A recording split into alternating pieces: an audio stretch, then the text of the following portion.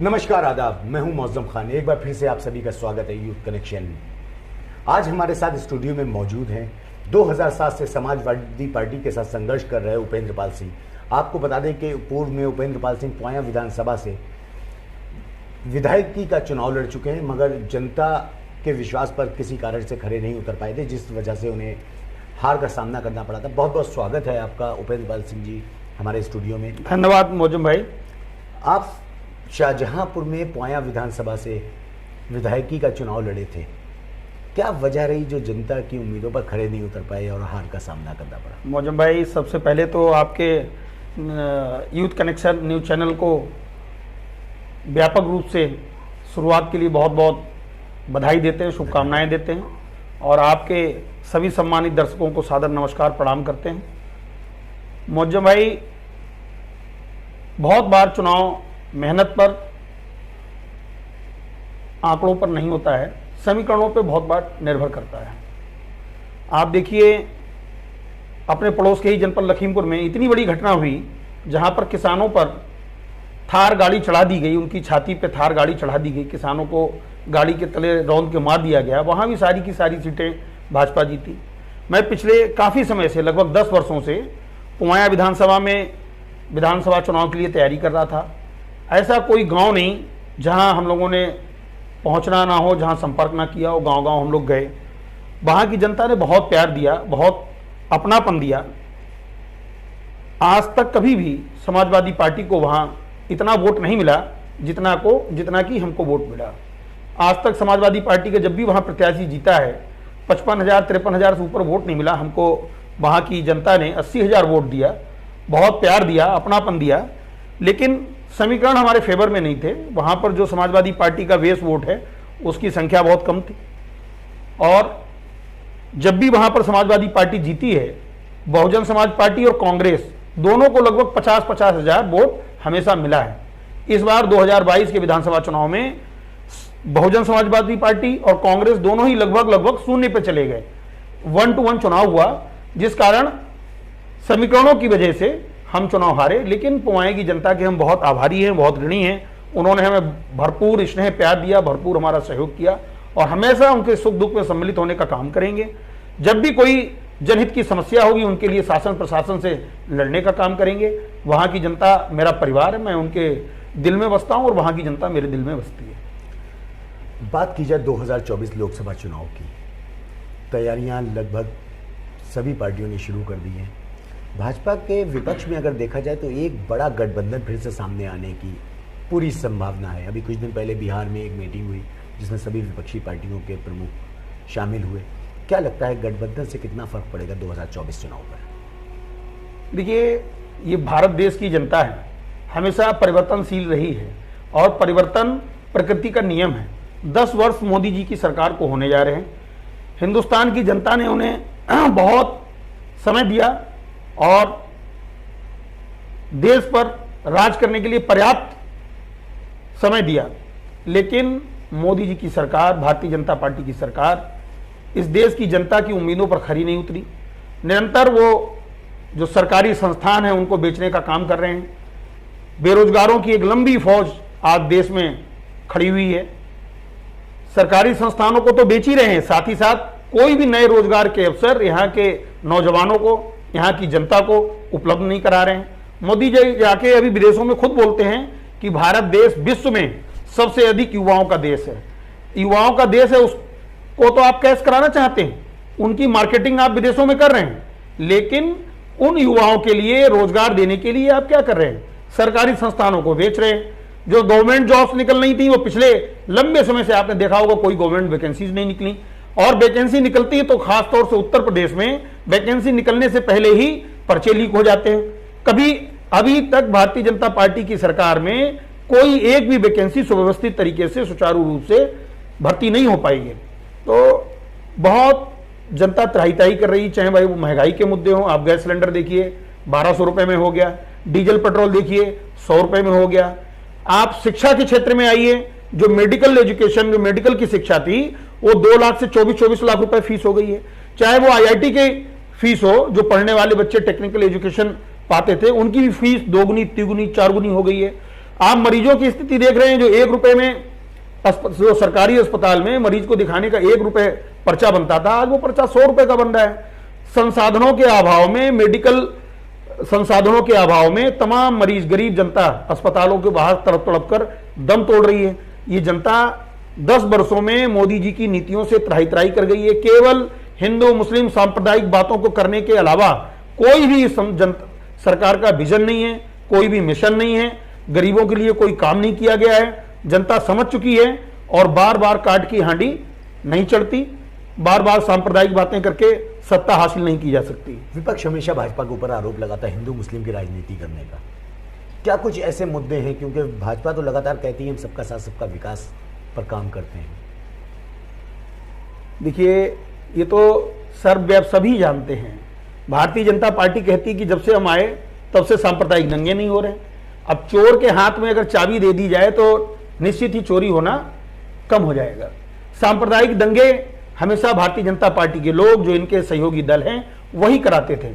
आज भी तमाम सांप्रदायिक दंगे हुए, तिरंगा यात्रा के नाम पे निकाली गई, वहां पे एक पुलिस अधिकारी की इनके ही संगठन के लोगों ने हत्या कर दी।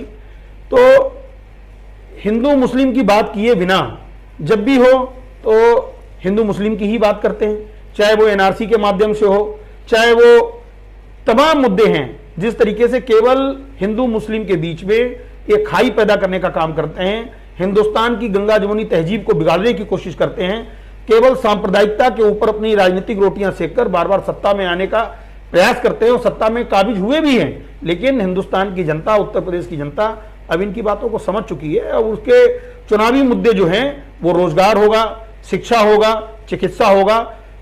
हमें विश्वास है कि निश्चित रूप से इस बार उत्तर प्रदेश की जनता और देश की जनता इन सांप्रदायिक मुद्दों से ऊपर उठकर, जाति और मजहब के मुद्दों से ऊपर उठकर मतदान करेगी और देश में एक मजबूत, सशक्त, जन कल्याणकारी सरकार का चयन करेगी। अब बात अगर गठबंधन की जाए, जिस तरह से विपक्ष पूरा एक साथ आकर भाजपा के खिलाफ चुनाव मैदान में उतरता है, कई बार ऐसा होता है, जैसा कि आपके साथ भी पूर्व में हो चुका है कि आपने इससे पहले सांसद की तैयारी की थी मगर सीट सपा के खाते में ना आकर, तो कार्यकर्ताओं पर इसका फर्क नहीं पड़ता है क्या? कार्यकर्ताओं का आत्मबल नहीं टूटता है कि जिसके लिए वो मेहनत कर रहा है वो उनका प्रत्याशी अगर नहीं बन पाता है? देखिए, भारतीय जनता पार्टी जब से देश में आई है तब से लोकतंत्र के खिलाफ काम कर रही है, लोकतंत्र को खत्म करने का काम कर रही है। इनके बड़े बड़े जो केंद्रीय मंत्री हैं वो कहते हैं कि हम संविधान बदलने आए हैं। वो संविधान जो बाबा भीमराव अंबेडकर साहब ने इस देश को दिया, जिसमें दबे कुचले गरीब हर तबके, हर वर्ग के व्यक्ति को न्याय मिलता है, उस संविधान को ये बदलने की बात करते हैं।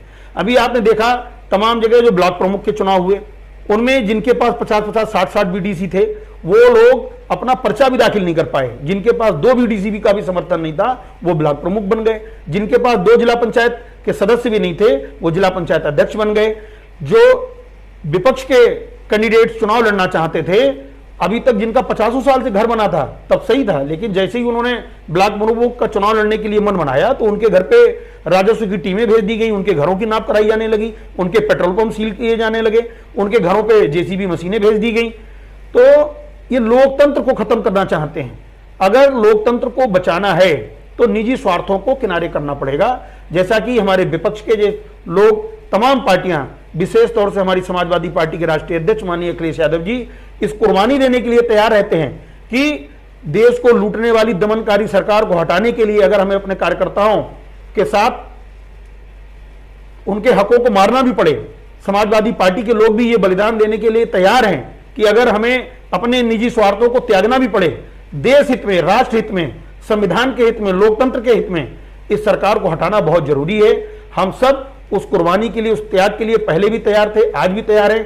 किसी भी तरह से भारतीय जनता पार्टी को इस देश से हटाना है और लोकतंत्र को, संविधान को देश में सुरक्षित रखना है, बचाना है। जैसे कि अगर बात समाजवादी पार्टी की जाए या शाहजहांपुर लोकसभा सीट से की जाए तो कई बाहरी प्रत्याशी भी खेमे में रहना है आपका। देखिए, शाहजहांपुर की जो धरती है ये शहीदों की और क्रांतिकारियों की धरती है। यहाँ पर ना तो नेताओं की कमी है और ना ही क्रांति करने वालों की कमी है। ये स्वर्गीय सतपाल सिंह यादव जी की कर्मभूमि और जन्मभूमि है, बाबा साहब कुंवर जितेंद्र प्रसाद जी की कर्मभूमि जन्मभूमि है, स्वर्गीय राममूर्ति वर्मा जी की कर्मभूमि और जन्मभूमि है। तो शाहजहांपुर अपना एक विशेष स्थान पूरे देश में राजनीतिक। आपको रोकना चाहूंगा, आपने सबका नाम लिया है, तो ये सुरेश कुमार खन्ना की भी जन्मस्थली है, वो भी एक बड़ा ही नेता है उत्तर प्रदेश में। बिल्कुल, मैंने जो नाम लिए उन लोगों का नाम लिए जिन्होंने पूरे देश में शाहजहांपुर के नाम को रोशन किया। आज वो इस दुनिया में नहीं है। निश्चित रूप से सुरेश खन्ना जी भी प्रदेश में देश की राजनीति में बड़ी हैसियत रखते हैं, बड़े नेता हैं। शाहजहांपुर की जनता ने कभी भी बाहरी लोगों को घुसने नहीं दिया, क्योंकि बाहरी लोग जो आते हैं ना तो उनका यहाँ की लोगों से, यहाँ की जनता से कोई आत्मीयता होती है, ना कोई उनके पारिवारिक यहाँ से रिश्ते डेवलप हो पाते हैं। वो केवल लूटने के उद्देश्य से आते हैं। और शाहजहांपुर की जनता क्रांतिकारियों की धरती पर रहने वाली जनता है। शहीदों की यहाँ अशफाकुल्लाह खां साहब, ठाकुर रोशन सिंह, पंडित राम प्रसाद बिस्मिल जैसे क्रांतिकारी हुए हैं। ये बाहरी लोगों को यहाँ घुसने नहीं देते हैं। यहाँ की जनता बहुत ही बुद्धिजीवी और राजनीतिक रूप से सजग है। इससे पहले आपने देखा 2009 के लोकसभा चुनाव में जब माननीय मिथिलेश कुमार जी यहाँ से सांसद हुए समाजवादी पार्टी के टिकट पर, तो तमाम अन्य पार्टियों के जो प्रत्याशी थे वो बाहरी थे। एक बड़ा मुद्दा चला कि बाहरी को नहीं, अपने लोकल के व्यक्ति को जिताना है। मिथिलेश कुमार जी, जिनकी बिरादरी का यहाँ जनपद शाहजहांपुर में बहुत कम वोट है, उसके बावजूद भी यहाँ चुनाव जीते। उसके बाद 2014 का चुनाव हो तब भी तमाम दलों ने बाहरी लोगों को मौका दिया, किसी को भी शाहजहांपुर की जनता ने स्वीकार नहीं किया।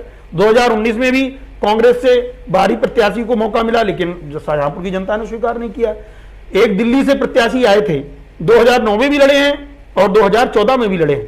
3 लाख के आसपास वोट भी शाहजहांपुर की जनता ने उनको भ्रमित होकर दिया, लेकिन उसके बाद 3 लाख वोट लेने के बावजूद भी शाहजहांपुर के किसी 3 लोगों से उन्होंने आज तक कोई मतलब वास्ता नहीं रखा। किसी के दुख में, सुख में, शादी में, बारात में, किसी में नहीं कभी शामिल हुए। और वो चाहे जनहित के मुद्दे रहे हों, कभी भी शासन प्रशासन से लड़ने, आंदोलन करने आज तक शाहजहांपुर में वोट लेने के बाद पलट कर दिखाई नहीं दिए। शाहजहांपुर की जनता बहुत ही जागरूक जनता है, ये बाहरी लोगों को मौका नहीं देगी। इसलिए कोई भी दल, मुझे उम्मीद है कि किसी भी बाहरी प्रत्याशी को यहां से लड़ाने की गलती नहीं करेगा। शाहजहांपुर से अगर समाजवादी पार्टी आपको सांसद पद का प्रत्याशी बनाती तो जनता को क्या कुछ सौगातें देने का प्लान चल रहा है आपका?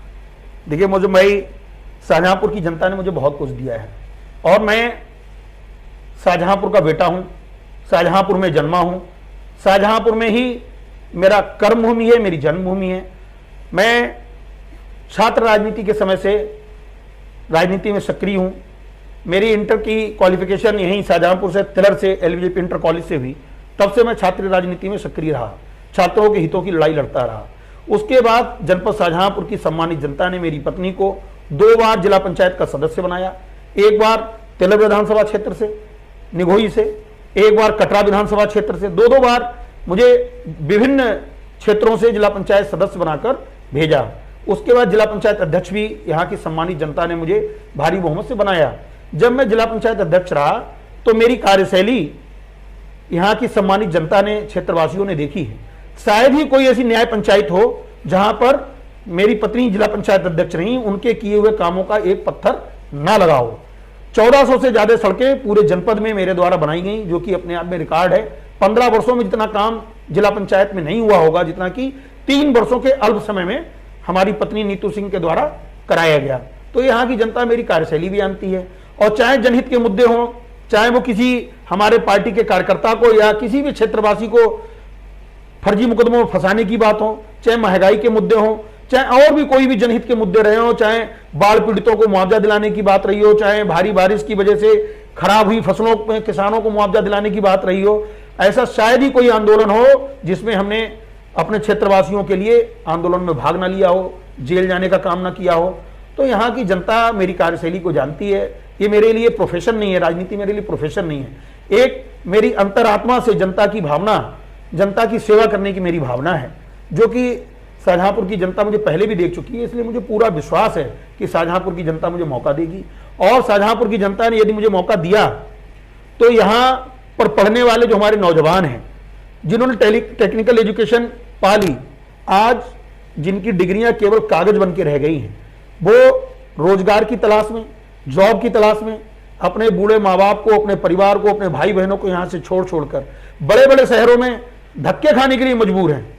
5-5, 10-10 हजार रुपए की नौकरी पाने के लिए बड़े बड़े शहरों में दर दर की ठोकरें खाते हैं। जबकि शाहजहांपुर में इतने बड़े बड़े संयंत्र हैं, रौजा में रिलायंस थर्मल पावर है, क्रबको की फैक्ट्री है, तमाम चीनी मिल है, शाहजहांपुर कृषि प्रधान क्षेत्र है और हर तरीके से संपन्न है, फिर भी यहाँ के नौजवानों को बाहर रोजगार के लिए भटकना पड़ता है। सबसे पहली मेरी प्राथमिकता होगी कि शाहजहांपुर के नौजवानों को शाहजहांपुर में ही रोजगार उपलब्ध कराना।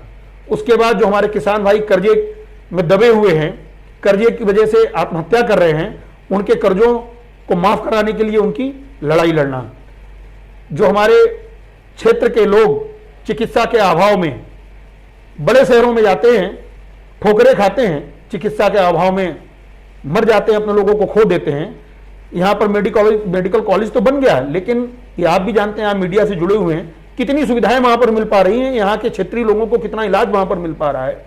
यदि मैं सांसद बना तो एक भी व्यक्ति चिकित्सा के अभाव में परेशानी नहीं उठाएगा। शिक्षा के लिए जो हमारे यहाँ के बच्चों को बाहर जाना पड़ता है, उच्च शिक्षा के लिए बाहर जाना पड़ता है, एक कृषि विश्वविद्यालय, क्योंकि शाहजहांपुर कृषि प्रधान जनपद है और यहाँ पर एक कृषि विश्वविद्यालय की रिक्वायरमेंट है। कृषि विश्वविद्यालय और टेक्निकल विश्वविद्यालय की स्थापना कराना मेरा प्रमुख उद्देश्य होगा, जिससे कि नौजवानों को, किसानों को उनका हक, उनका अधिकार उनके जनपद में ही मिल सके। तो ये थे हमारे साथ उपेंद्र पाल सिंह, जिन्होंने बड़ी बेबाकी से हमारे स्टूडियो से अपनी बात रखी। ऐसी और खबरों को देखने के लिए जुड़े रहिए यूथ कनेक्शन के साथ।